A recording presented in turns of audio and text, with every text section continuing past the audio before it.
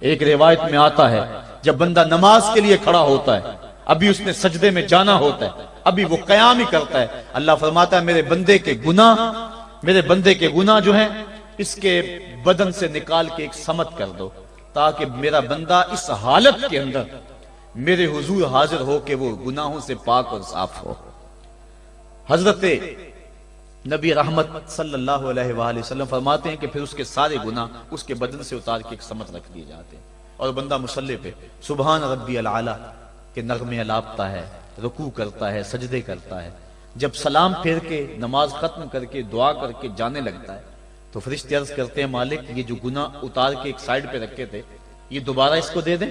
اللہ فرماتا ہے جس کی جھولی سے گناہ نکال لیے تھے دوبارہ اس کی جھولی میں نہیں ڈالیں۔ اللہ اکبر۔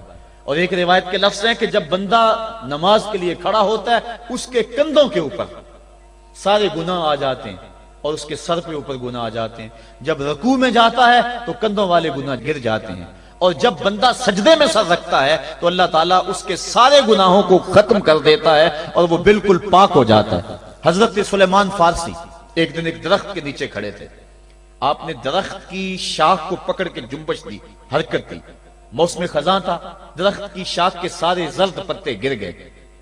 ایک صحابی پاس کھڑے تھے، انہیں پوچھنے لگے عثمان تو نے مجھے پوچھا نہیں کہ میں نے درخت کی شاخ کو یوں ہلایا کیوں ہے؟ انہوں نے کہا اچھا پھر آپ بتا دیں کہ آپ نے درخت کی شاخ کو یوں کیوں ہلایا ہے؟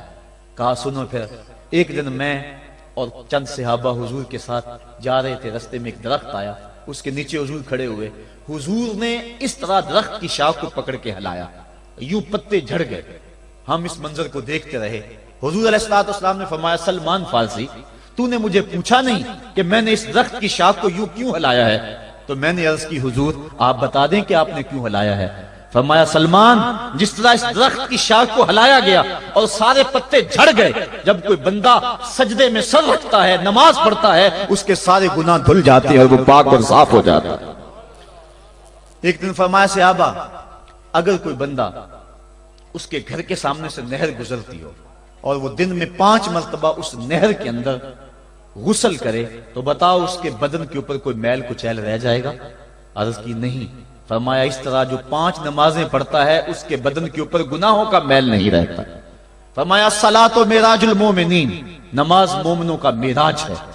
عماد الدین الصلاۃ، نماز دین کا ستون ہے۔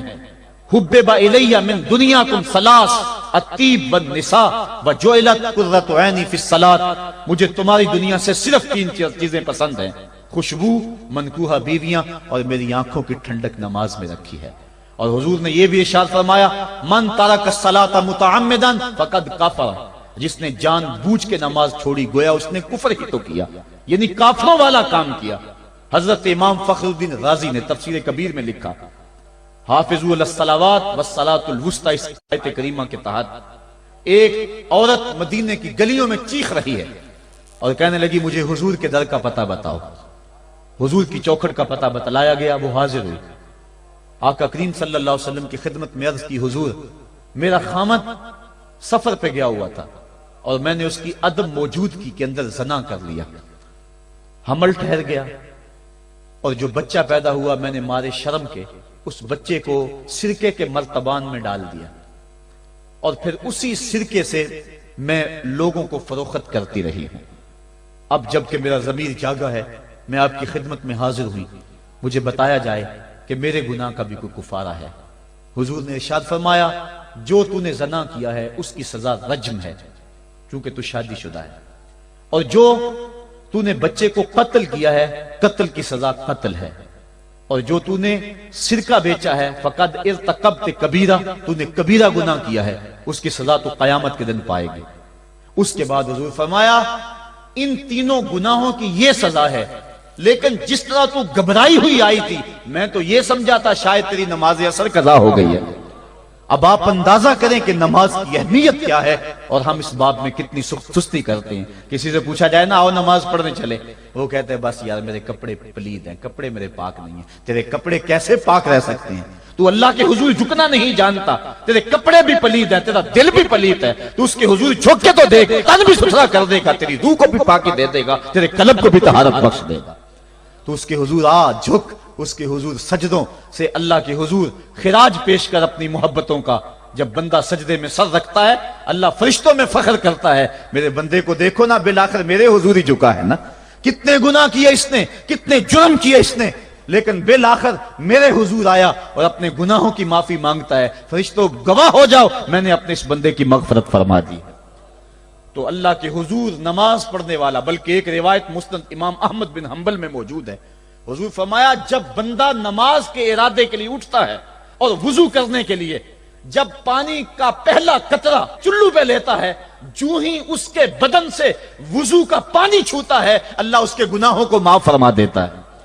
جس نماز کے قصد کے لیے اٹھیں اور وضو کریں اور پانی چھوتے ہی گناہ معاف ہو جائیں، اگر اس نماز کا اعلیٰ درجہ سجدہ کر لیا جائے تو پھر مالک کی کتنی رحمتیں نازل ہوگی۔ یہ کتنی بڑی دولت ہے، یہ کتنا بڑا سرمایہ ہے جس سے ہم لوگ محروم رہ جاتے ہیں۔ آؤ اللہ کی رحمتیں سجدے میں ڈھونڈے، سجدے میں پیشانی رکھ کے جب ہم اس کی رحمت کو مانگیں تو وہ مالک ہمارے اوپر رحمتیں نازل کرے گا۔ آج پوری دنیا کے اوپر مسلمانوں کے ساتھ جو حالات ہیں وہ کسی سے مخفی نہیں۔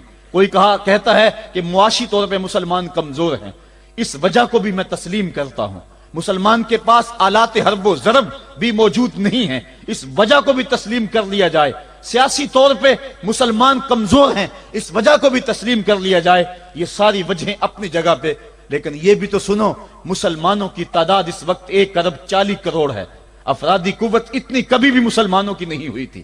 اس وقت مسلمانوں کے پاس ایٹمی طاقت موجود ہے، اتنی قوت عسکری کبھی بھی مسلمانوں کے پاس نہیں ہوئی تھی۔ 56 اسلامی ملک ہیں جن میں قیمتی معدنیات سے اور تیل کی دولت سے اور سونے کی قیمتی معدنیات سے یہ مسلمان مالا مال ہیں۔ کیا کچھ نہیں ہے جو مسلمانوں کے پاس نہ ہو، لیکن ایک دولت چھن گئی مسلمانوں کے پاس، وہ سجدے کی آبرو، وہ سجدے کی عزت، وہ پیشانی رکھ کے اس رب کو پکارنا جو سب سے اعلیٰ ہے، جو سب سے بالا ہے، جس نے موسیٰ کے فرعون کو نیل کی موجوں میں ڈبو دیا۔ کیا پوری امت مسلمہ 1.40 کروڑ انسان سجدے میں سر رکھ کے سبحان ربی الاعلیٰ کے نغمے آلاپ کے اپنے رب سے گزارش کریں اور اپنی امت کا رونا روئیں؟ کشمیر میں لٹتی ہوئی جوانیاں اور کل قدس کے اندر بہتا ہوا خون، شبرغان سے لے کر کابل و قندھار تک اور موصل سے لے کر تقریب تک مسلمان کے اوپر جو ظلم و تشدد ہو رہے ہیں، اپنے رب کے حضور اس کا دکھڑا سنائیں اور اپنے مالک کو کہیں میرے مالک ہم لٹ گئے، ہم کٹ گئے، ہم پٹ گئے، اسلحے بھی موجود، افرادی قوت بھی موجود، سیاسی طاقتیں بھی موجود، لیکن اس کے باوجود مسلمان دبتا چلا جا رہا ہے۔ اسی کشتی کو ہے خوف تلاطم صدحیف منہ موڑ دیے تھے جس نے بڑھتے ہوئے طوفانوں کے، جو 300 ہو کر جرأت اور وہ طاقت اور وہ عظیمت کی داستانیں رقم کرتے ہیں کہ مالک تو بھی اس دن کو یوم فرقان کہہ کے پکارتا ہے۔ آج وہ امت بیچ منجدار کے اس امت کی کشتی ہچکولے کھا رہی ہے۔ ہماری فریاد، ہمارا استغاثہ تیرے سے ہے، میرے مالک ہمارا کھویا ہوا وقار بحال کر دے اور اس امت کو اس مرتبہ کمال تک پہنچا دے جس مرتبہ کمال تک یہ امت پہلے پہنچی تھی، اور ان کا کھویا ہوا وقار بحال کر دیا جائے۔ آج بھی ہم اگر سجدوں سے اپنے رب کو منا لیں اور وہ روٹھا ہوا رب آج بھی ہماری مدد کے لیے آ جائے تو پھر کوئی قوت، کوئی طاقت ہمیں نہیں لتاڑ سکتی۔ آئیے ہم سجدے سے اپنے مالک، اپنے خالق اور اپنے رازق کے حضور اپنی محبتوں اور اپنی الفتوں کا خراج پیش کریں۔ نماز ایک ایسی عبادت ہے جس کا حکم قرآن میں 750 مرتبہ کے قریب دیا گیا۔ اور ایک آخری بات عرض کر کے اپنے موضوع کو سمیٹنا چاہوں گا۔ میرے اور آپ کے آقا مولا حضور نبی رحمت صلی اللہ علیہ وسلم پر جب وقت آخر آیا تو آخری وصیتیں جو حضور نے اپنی زندگی میں کی وہ کیا تھی؟